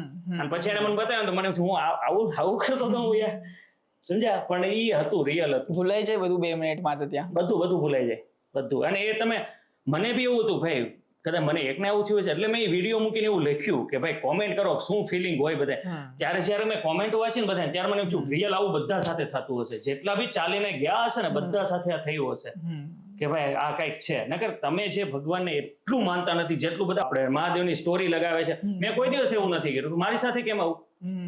કારણ કે મેં એની માટે તૂટ્યો છું, સમજ્યા? જ્યારે તમે તૂટાઈને ભગવાન પાસે જાઓ ને, ભગવાનને ત્યારે ઈ ખબર પડે કે તમે જેની માટે જે કષ્ટ સહન કરીને બેઠા છો ને, બરાબર છે, તો ઈ વસ્તુ ત્યારે એને દેખાય. મને એવું ફીલ થયું હશે કે હા હું કદાચ તૂટાઈને આવ્યો ને એટલે મને અત્યારે અંદરથી આ ફીલ થતું હશે એમ. બાકી નકર જે હેલિકોપ્ટર થી આવતા ત્યાં બધા આવતા હતા, પણ ત્યાં તમે જો તો 20-30% રોવે જ, લોકો રોતા જ હોય છે. એટલે એ અનુભૂતિ. હા, એટલે એ જ મારો નેક્સ્ટ ક્વેશ્ચન હતો કે યંગસ્ટરને શું મેસેજ આપવા માંગશો જેની પાસે ભલે સક્ષમતા છે હેલિકોપ્ટરમાં જવાની, ખચ્ચરથી જવાની, ચાલીને જવાય, પેઠુંથી જવા, હા ચાલીને જવાય. તમે જો એ જ્યારે મેં જોયું ને, એ જ્યારે કેદારનાથ જવાનું હોય ને, એટલે કેદારનાથ થી આવ્યા પછી બી રીલ્સ ટ્રેન્ડિંગમાં કેદારનાથ ની જ આવે આપણામાં બધી ઓલમોસ્ટ, કારણ કે આપણે એની ઉપર વિડીયો બી બનાવવાના હોય, આપણે જોયું હોય એટલું બધું. તો એમાં છે ને મારી એક રીલ્સ આવી હતી, એ બેનનું કદાચ તમે સર્ચ કરશો ને, લાવશો, મને નામ યાદ નથી, એને એટલો પગ નથી, એ બેનને આટલો પગ નથી, કદાચ કોઈને આવી હોય ફીડમાં, તમે સર્ચ બી કરી શકો ગૂગલ કે કેદારનાથ લેડીઝ કોઈ ચડેલી કે જે અપાઈ જતી, પગ નહોતો આટલો પગ. ઈ સમથિંગ 4 કે 5 દિવસે, 3 કે 4 દિવસે ચડી હતી, વધારે બી દિવસ થયા છે. ત્યારે એમ થયું કે હવે આ વ્યક્તિ જો ચડીને જાય તો આપણા બધા તો યાર ઉપર જઈને હેઠું આવવું જોઈએ, ડાયરેક્ટ હેલિકોપ્ટર થી ગયા હોય ને તો પગપાળા ના આવવું જોઈએ, ડાયરેક્ટ આવવું જોઈએ. આપણે શરમ એટલી લાગવી જોઈએ. તો ત્યારે મને એમ થયું હું સારું થયું ચડીને ગયો, નહીતર આ પછી વિડીયો મેં જોયો તો હું અંદરથી કેટલો પોતાને શર્મ ફીલ કરાવત. સમજ્યા તમે? હવે એ તો લેડીઝ ને મેં પછી ફીડમાં જોઈ, હજી મેં એક રીલ્સ તો અપલોડ નથી કરી કે જેમાં મેં એવું શૂટ કરેલું છે કે 70 વર્ષના આપણે માજી હોય એ ઉતરી ચડીને જતા હોય, 60 વર્ષના જે કાકા હોય એ ચડીને જતા હોય, અમુક આપણી જેવા છે માથે અહીંયા એના છોકરાઓને બેસાડીને ચડીને જતા હોય, બરાબર છે. અમુક છે જે એના સિસ્ટર અપાઈ જ હોય કે એવું કઈક હોય તો વારાફરતી બધાને ઉપાડીને ચડીને જતા હોય, એના ફેમિલી મેમ્બર્સ ને એવું બધું. તો આ વસ્તુ જયારે અમે અહીંયા જોતા હતા ને તો એનર્જી આવતી હતી કે ભાઈ આપણે તો બહુ સારા, આપણે ભગવાને બધું સારું આપ્યું છે, ઉંમરથી લઈને હાથ પગથી લઈને બધી વસ્તુ, એનર્જી, વિચારવાની શક્તિ, સમજવાની શક્તિ, અને આપણે એટલું ન સમજી શકીએ. હું તો ચોખ્ખું કહું, ત્યાં જે ઓલામાં જાય છે ને, અમને ઘણા આમાં મળતા હતા 25 વર્ષના, બંધ કરો ભાઈ, નીચેથી જય સિયારામ, જય ભોળાનાથ, હર હર મહાદેવ કરીને વહી આવો પાછા. ના જવાય. સક્ષમ છો તો જાઓ. આ તમે સક્ષમ નથી તો હેલિકોપ્ટર થી જાઓ, અથવા તો તમને મરજી પડે. હું એવું નહીં કહું કે ભાઈ ઘોડા ઉપર ના જાઓ, વોટેવર, પણ તમે સક્ષમ છો તો ચડીને જાઓ, બાકી ના જાઓ. That's it. ઓકે ભાઈ, હવે અત્યાર સુધી તો બધી છે ને થોડીક સોફિસ્ટિકેટેડ વાતો થઈ. હવે આપણે આપણી પોડકાસ્ટ ની છે ને, સોફિસ્ટિકેટેડ એટલે શાંત, આમ આને શાંત કહેવાય. હા, એટલે આમ કેવું કે 2 વાર કેમેરા હિટ થઈ ગયા તમારા, અને શાંત કહેવાય. ગમ્યું કોમભાઈ તમારી આ વાત. ચાલો હવે આપણે છે ને થોડોક આપણે પોડકાસ્ટની જે ખાસિયત છે ને એના પર આગળ વધીએ, કે તમે જે બ્લેન્ક હતા ને એના ઉપર હવે આપણે વધારે ફોકસ કરીએ અને મજા આવશે હવે તમને. હવે થોડું પર્સનલ ટચ આપીએ કે તમારે જે નથી બોલવું ને એ પણ હવે કાઢીએ અંદરથી. ઓકે ભાઈ, વોટ્સ યોર બિગેસ્ટ ફિયર? સૌથી વધારે મોટું ડર શેનાથી લાગે તમને? ફેમિલીથી દૂર થવાથી. ક્યારે પણ થયા છો? ક્યારે પણ થયા છો લાઈફમાં? એટલે આમ તો કેવું, આપણે જ્યારે ટ્રાવેલ્સ કરતા હોય ને, એઝ અ બધા ફોટોગ્રાફર માટે બોલીશ કે જ્યાં ટ્રાવેલ કરતા હોય ને, હમણાંની જ વાત કરું, હમણાં કેવું મને થોડાક દિવસ પહેલા છે ને, જ્યારે આ વિયેતનામ ને એ બધી જગ્યાએ હું નહોતો ગયો, હમણાં જસ્ટ હજી 1-2 મહિના પહેલાની વાત, તો મને છે ને હાર્ટમાં ક્યારેક છે ને પેલું થાય, આપણે દુખતું હોય ને એવું, એટલે એ નોર્મલ હતું, કાંઈ એવું હતું નહીં. તો જ્યારે અમે ટ્રાવેલ્સ કરતા હોય ત્યારે એક વસ્તુ હોય કે ત્યાં આપણને કંઈક થયું, સમજો ખાલી એક વાત, આપણે ટ્રાવેલમાં છે ને ત્યાં આપણને કંઈક થયું, એઝ એ એટલી બધી સિરિયસ વાત નથી, પણ ત્યાં કંઈક થયું આપણને, તો શું અહીંયા કંઈક થાય તો ચાલો, ફેમિલી બી હોય, ફ્રેન્ડ્સ બી હોય, બધા હોય, ત્યાં આપણને કંઈ થયું. અમે તો બહુ બધા બહાર રહીએ, બધા ફોટોગ્રાફર્સ, અત્યારે બધાને બહારના કામ આવે છે, અને અમે બધા બહાર કામ કરીએ, એઝ એ ફ્લાઇટમાં જઈએ, એઝ એ ટ્રેનમાં જઈએ, બસમાં જઈએ, અત્યારે એક્સિડન્ટ, અકસ્માત કોઈ બી થઈ શકે છે, એટલું ટ્રાવેલ કરીએ છીએ. મને વિચાર આવે કે આજે ફ્લાઇટમાં કંઈ થશે નહીં ને, આજે નીચે ઉતરશો ને કઈ થશે નહીં ને, આ ડર હોય છે.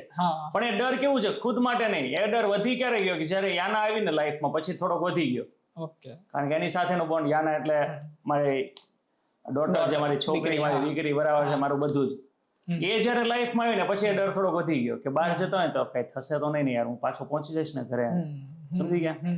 એટલે એ ક્યાંક ને ક્યાંક ફેમિલીથી દૂર થવાનો ડર લાગે, બધાને લાગતો હોય, કોઈ બોલે કોઈ ન બોલે, બટ એ ડર હોય બધાને. અને એકચ્યુઅલી બહાર ગયા હોય ને કંઈક થાય ને એ ડર વધારે હોય. અહીંયા ને અહીંયા કંઈક હોય તો કેવું હોય કે આપણી પાસે ચાન્સીસ હોય બધી રીતે. આઈ થિંક કાંઈ પણ ખરાબ થયું હોય ને તો પણ એમ, જ્યારે અમે લાસ્ટ ટાઈમ દુબઈ હતા એક હમણાં લાસ્ટ શૂટ, અને તમને ખબર છે તો બધું આજે બમ બમ બમ થતું હતું, ત્યારે અમે ત્યાં જ હતા. ઓકે. તો અમે જ્યાં બી શૂટ કરવા ગયા ને ફર્સ્ટ છે ત્યાં મરીન, આપણે જે આ બધું મરીન કેવું કહેવાય, દુબઈ મરીના દુબઈ, હા મરીના દુબઈ, ત્યાં જે આપણે બધું જે જહાજો વાળું જે બધા શૂટ કરતા હોય છે, બરાબર છે, યોટ વાળું. તો અમે યોટ વાળું શૂટ કરતા હતા. 5 વાગ્યાનો ટાઈમ હતો, અને જે ફર્સ્ટ ડે જ્યારે જે થયું ને બ્લાસ્ટ ને બધું, એનો ફર્સ્ટ ડે, અને મરીનામાં જ ફર્સ્ટ થયું. એટલે અમે શૂટ કરીને ઉપર ઠક ઠક અવાજ આવે, આપણે જે સુતળિયા બોમ્બ ફૂટતા એમ અવાજ આવે, અને કમ્પ્લીટ દેખાય બી, આમ ધુમાડો બી દેખાય. તો અમને ત્યારે કઈક રોજા ચાલતા હતા, તો અમને એવું તો આ રોજા ફિનિશ થયા છે, આ બધા આતિશબાજી કરતા હશે, અને અમે શૂટ કરી. અમારો જે બોટ વાળો ભાઈ હતો ને એ દમણનો હતો. ઓકે. હિન્દી. ઓકે. એને બી ખબર કે અમે આવું વિચારીએ છીએ, પણ એ કઈ બોલ્યો નહીં. શું કામ? અમે પેનિક ના થઈએ ને એટલે. જેવું અમારું શૂટ ફિનિશ થયું ને અમે કિનારા પર આવ્યા ને, એટલે એને કીધું, ભાઈ પેલું જે ઓછો થા ને वो कोई आतिशबाजी नहीं था, वो मिसाइल अटैक था. अरे मैं कીધું બાપરે કેમ આવું એમ. અને પછી ભાઈ ન્યૂઝ જોયા એટલે ઈરાન આ તે વોટેવર બધું હતું. કીધું ભાઈ દુબઈ છે યાર, અહીંયા થોડું કઈ થાય. એટલે ફર્સ્ટ ડે હતો અમારો. સેકન્ડ ડે અમારે ઓલ્ડ દુબઈમાં શૂટ હતું, અને નાઇટ દરમિયાન બહુ ખબર આવવા માંડી કે મરીનામાં આ થયું, અહીંયા આ થયું, દુબઈમાં અહીંયા આ થયું, બુર્જ ખલીફા પર આવા થયું. એટલે અમે એવું હતું ભાઈ એટલું બધું થોડી અહીંયા થાય એમ. એટલે અમે ઓલ્ડ દુબઈમાં મોર્નિંગમાં શૂટ હતો, એટલે અમે ઓલ્ડ દુબઈ જતા હતા, સામે જે આપણે જે કહેવાય ને પેલી બધી જે બહારના કન્ટ્રીની હોય એને શું કહેવાય, એમ્બેસી હોય ને, જે એમ્બેસી બધા ત્યાં અમેરિકન એમ્બેસી ને એ બધું હતું. એટલે અમે ત્યાં શૂટ કરતા હતા. રાત્રે અમારે એવી વાત થઈ ક્લાયન્ટ જોડે કે આપણે આટલા વાગે ત્યાં પહોંચી જશું. એટલે અમારામાંથી નિલેશે કે એવું કીધું કે ભાઈ અમેરિકન એમ્બેસી છે, એટલે ત્યાં કદાચ નક્કી નહીં શું થાય. તમારા ક્લાયન્ટ એવું કીધું એવું બધું કાંઈ થાય નહીં કે. અને અમે દુબઈ ઓલમોસ્ટ દુબઈ જ્યારે બન્યું ને, દુબઈ નામ આવ્યું ને ત્યારથી લઈને અત્યાર સુધીમાં ફર્સ્ટ ટાઈમ અમે લોકો મોર્નિંગમાં આવી જોયું કે ઓલ્ડ દુબઈ બંધ છે. ઓલ્ડ દુબઈ બંધ એટલે એનું તમે સમજો કે કેટલું હાઈ એલર્ટ હશે. એટલે અમારામાં એ થોડુંક વધી ગયું પેનિક કે ભાઈ ઓલ્ડ દુબઈ કોઈ દિવસ બંધ ના થાય, કોઈ દિવસ બંધ ના થાય. એટલે અમને થોડો વધારે ડર લાગ્યો. અમે શૂટ ચાલુ રાખ્યું, અમે શૂટ ફિનિશ બી કર્યું. 4 દિવસ એ માહોલમાં અમે શૂટ કર્યું, બધી જગ્યા પર જઈને. ડેઝર્ટમાં બી ગયા, સિટીમાં બી કર્યું, બધી જગ્યાએ. બુર્જ ખલીફાની નીચે બી શૂટ કર્યું. મેં એ ટાઈમ પર રીલ્સ બી મૂકેલી, ભાઈ એટલું અહીંયા નથી જેટલું ન્યૂઝમાં આવે છે, પણ હતું ત્યાં હતું. એટલે અમને માહોલ પણ એટલું નહીં કે અહીંયા આ પડી ગયું ને અહીંયા એવું બધું નતું. પણ અમને એક ડર હતો, ને એમાં ડર ક્યારે વધારે વધી ગયો જ્યારે અમારી રિટર્ન ફ્લાઇટ હતી ને એ કેન્સલ થઈ. અમારે ત્યાં રહેવું પડ્યું 3 દિવસ. 3 દિવસ પછી બી અમારી ફ્લાઇટ થતી નહોતી. સમજાણું? અને એમાં બી જયારે થઈ અને અમે એરપોર્ટ ગયા, એરપોર્ટમાં અમે નજર સામે બ્લાસ્ટ થયો, નજરની સામે અમે બ્લાસ્ટ થતા જોયો. ઓહો. અને એરપોર્ટ બંધ થયું. ત્યારે શું ફીલ હતું? ત્યારે એવું હતું કે ભાઈ બસ ગમે એમ કઈ જીવવાનું છે આપણે, હવે જવું છે પાછું. બરાબર છે, ને પાછું જવું છે. પૈસા જેટલા થાય એટલા, ટિકિટના જેટલા આપવા પડે એટલા આપવા પડે. ત્યાં હીરોપંતી ના ચાલે. ત્યાં એક જ વિચાર આવે અહીંયાથી કઈ રીતે નીકળશું. પછી એરપોર્ટ પર ભાગીને ગયા, એરપોર્ટ બંધ. પણ ત્યાં બ્લાસ્ટ થયો ને એના હિસાબે એને બધાને છે ને એરપોર્ટના બેઝમેન્ટમાં ભરી દીધા. જેટલા બી આસપાસ લોકો હતા ને બધાને પકડી ભાઈ તમે ભરી દીધા. ત્યારે અમને એવું થયું કે હમણાં કોઈ ગન લઈને આવતો ધડ દેશે. એટલે એવો માહોલ એવો થઈ ગયો, કોઈને હલવા બી ના દે, કોઈને ક્યાંય જવા બી ના દે, એવી રીતના બેસાડી દીધા બધાને. એટલે અમે ત્યાં કલાક જેવું બેઠા. પછી કલાક પછી એ લોકો આવ્યા અને બધાને રિલીઝ કર્યા. એટલે જેની જે ફ્લાઇટ હતી એના ગેટ પર જવા લાગો ને એવું બધું. એટલે અમારી ફ્લાઇટ હતી 3 વાગ્યાની. અમને રિલીઝ કર્યા 11 વાગે. અમે 9 વાગે ત્યાં પહોંચી ગયા હતા. 3 વાગે અમને રિલીઝ કર્યા એટલે અમે ત્યાં ગેટ પર પહોંચી ગયા. ફ્લાઇટ અમારી 10 વાગે ટેક ઓફ થઈ ત્યાંથી. ઓહો. 10 વાગ્યા સુધી એ વિચાર કરો અમને શું થતું હશે ત્યાં. ઓહો, શું થતું હશે. પૈસાનો મેટર નહોતી ત્યાં, કેટલી ટિકિટ છે કેટલાની છે. કેન્સલ નહીં થાય ને, કેન્સલ નહીં થાય ને, જઈ તો શકશો ને અહીંયાથી. એક જ માઇન્ડમાં તમારું ચાલે. ત્યારે તમારે કોઈ તમને ભાઈ એવું વસ્તુ તમને નો એવી કરી જાય કે તમને હેપીનેસ ફીલ કરાવે. ત્યાં એક જ થોટ ચાલે, એક જ પેલી પ્રાર્થના ચાલતી હોય, ગમે એમ કહીને ભાઈ ગમે એમ કહીને મોકલો. ઇન્ડિયામાં બી રાહ જોવે છે ને. 3 વાગ્યાથી લઈને 10 વાગ્યા સુધી એ જ મગજમાં ચાલે, શું થશે.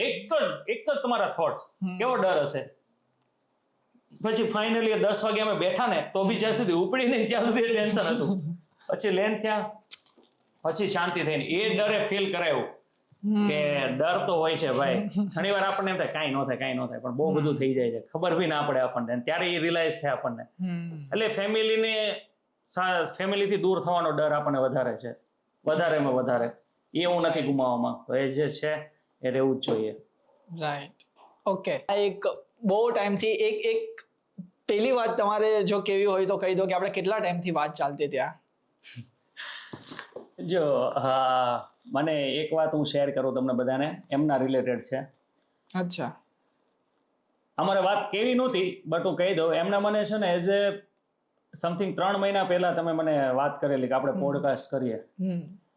તો અમારે બહુ બધું એવું થયું કે ભાઈ આજે નહીં સેટ થાય, કાલે સેટ કરીશું, મારે કામ છે, હું શૂટમાં છું, મારી તબિયત નથી ઈચ એન્ડ એવરી ટાઈમ. બધી વાર તમને જો સ્ક્રીનશોટ બતાવજો હોય ને તો એ બતાવશે કદાચ સ્ક્રીન પર. બહુ બધી વાર મેં એને ના પાડી કે ભાઈ મારે આજે નથી સેટ થયું. 3 મહિનાથી અમારે વાત ચાલતી હતી. પણ એક વાત કહું ને ઓનેસ્ટલી, તો મારે બધા ટાઈમ સેટ થાય એવું હતું.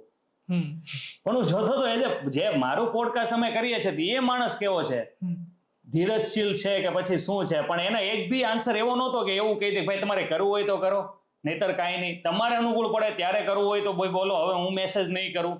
અથવા તો એવો બી જવાબ મને નથી મળ્યો કે બિપિનભાઈ યાર કરવું છે કે નહીં યાર, એકવાર ક્લિયર કહી દો. એવો કોઈ બી આન્સર નહીં. હા ઓકે, તો આપણે નેક્સ્ટ આ ડેટ લઈએ, એના એવા આન્સર આવતા તો હું હા પાડું. અને એના એક ડેટના હું 2 દિવસ પહેલા હું આ મારી વાત હું ખરાબ રીતે જ છું, હું આમાં નેગેટિવ પર્સન છું. ના પણ હું એઝ એ ઓનેસ્ટલી કહું ને તો મારે જાણવું હતું કે એ પર્સન કેવા છે. સમજાણું? એ તો બધાને જાણે છે, ચાલો એ તો અહીંયા બધું પૂછીને જાણી લે. મારે જાણવું હોય તો શું કરવું? મારી પાસે આ રસ્તો હતો ભાઈ, એ વસ્તુ. પણ એમાં એ બહુ જ છે ને આમ કહેવાય ને આપણે A1 ગ્રેડમાં આવી ગયા કે ભાઈ એને એક બી વાર મને છે ને એવો કોઈ નેગેટિવ આન્સર ના કર્યો, કોઈ એવું કઈ ના કીધું કે જેનાથી હું હર્ટ થાવ. ઓકે બિપિનભાઈ આપણે આ ડેટ લઈ લઈશું, આપણે આ ડેટ લઈ લઈશું. સમથિંગ 10 થી 12 ડેટો અમે ચેન્જ કરીએ છીએ 3 થી 4 મહિનામાં.